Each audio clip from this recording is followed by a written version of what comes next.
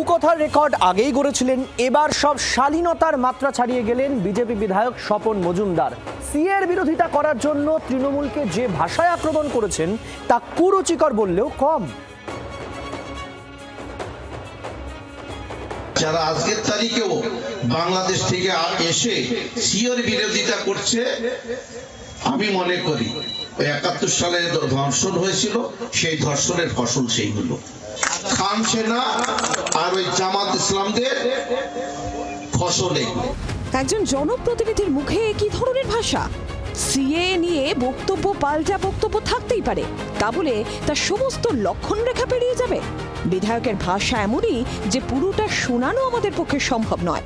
যারা আজকের তারিখেও বাংলাদেশ থেকে এসে সিওর বিরোধিতা করছে, আমি মনে করি ওই ৭১ সালে ধর্ষণ হয়েছিল, সেই ধর্ষণের ফসল সেইগুলো খান সেনা আর ওই জামাত ইসলামদের ফসল এগুলো। বনগাঁর পথসভায় এমন বক্তব্য রাখেন বিজেপি বিধায়ক। সেই ভিডিও পোস্ট করে বিজেপিকে বিধে তৃণমূলের তরফে লেখা হয়, এটা একজন জনপ্রতিনিধির মুখের ভাষা। যদিও দলটা যদি বিজেপি হয় তাহলে এগুলোই স্বাভাবিক।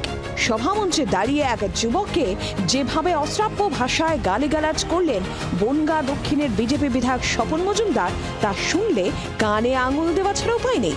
ভাবুন, প্রকাশ্যে মঞ্চে দলের বক্তব্য রাখতে গিয়ে বিজেপির সাগরেদরা এইসব ভাষা মুখে আনছেন। এই বহিরাগতরা পুরোপুরি জনবিচ্ছিন্ন হয়ে গেছে। বিজেপি বিধায়ককেও হুঁশিয়ারি দিতে ছাড়েননি স্থানীয় তৃণমূল নেতা। বনগাঁ দক্ষিণ কেন্দ্রের বিজেপি বিধায়ক স্বপন মজুমদার একটা পথসভা থেকে তার দলের একজন কর্মীকে যে ভাষায় আক্রমণ করলো, যে কুরুচিকর ভাষা, সভ্য সমাজে এ ভাষা কখনো কেউ বলতে পারবে না। এটাই কি বিজেপির সংস্কৃতি? বিতর্ক বাদতেই সাফাই দেন বিধায়ক স্বপন মজুমদার। ওখানে একটা টিএমসির বড় দুষ্কৃতীদের ঘাঁটি আছে, যারা জোর ঠেক, মদর ঠেক আরও অন্যান্য বিভিন্ন সন্ত্রাসী কার্যকলাপের সঙ্গে যুক্ত।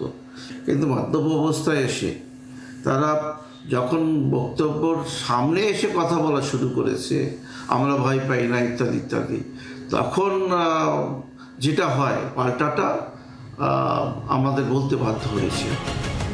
বিতর্কের মুখে ঢোক গিলতে হচ্ছে রাজ্য বিজেপি নেতৃত্বকেও। দেখুন, আমি স্বপন মজুমদারের সাথে কথা বলেছি। গালিগালাজকে ভারতীয় জনতা পার্টি এন্ডোর্স করে না, সেটা তার ব্যক্তিগত ব্যাপার। তার জন্য ক্ষমা চাইবে না কি করবে সেটা তার ব্যাপার। স্বপন মজুমদার সেদিন আমাদের পথসভায় বক্তব্য রাখছিলেন। তৃণমূল কংগ্রেস মাতালকে মাতাল বানিয়ে কিছু তাদের কর্মীকে বারবার নিয়ে এসে তার বক্তব্যে বাধা প্রদান করছিলেন। এটা কি গণতান্ত্রিক পথ? তবে এই প্রথম নয়, কখনো ভিডিও, কখনো তৃণমূল কর্মীদের আক্রমণ করতে গিয়ে এর আগেও একাধিকবার বিতর্কে জড়িয়েছেন বিজেপি বিধায়ক। 2026-এ বাংলার মসনদে বিজেপিকে বসাবে। আজকে দলদাস পুলিশ এবং টিএমসির হারমাত বাহিনীর গুন্ডাগুলো কান খুলে রাখো, সবগুলোকে দেখে নেব। গুন্ডাগুলোকে এনকাউন্টার করব, আর এই দলদাস পুলিশগুলো বর্দি টেনে খুলে নেব। স্বপন মজুমদার একজন জনপ্রতিনিধি, তাকে ভোট দিয়ে নির্বাচিত করেছেন সাধারণ মানুষ। সেই জনপ্রতিনিধির মুখে এমন ভাষা, তাও বারবার, কি বার্তা যাচ্ছে আম বাঙালির কাছে? ব্যুরো রিপোর্ট, জি24 ঘন্টা। বাংলার আওয়াজ, বাঙালির আবেগ, জি24 ঘন্টা।